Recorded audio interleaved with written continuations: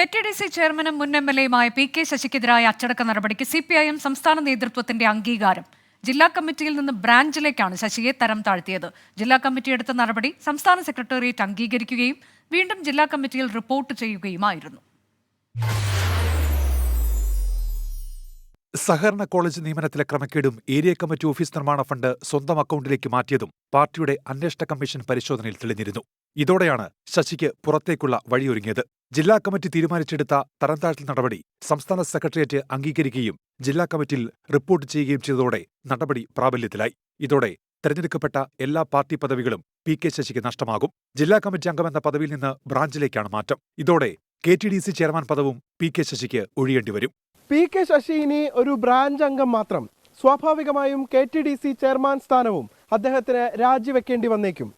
രാജീവ് സുദേവിനൊപ്പം പാലക്കാട് നിന്ന് നിഖിൽ പ്രമേഷ്, 24.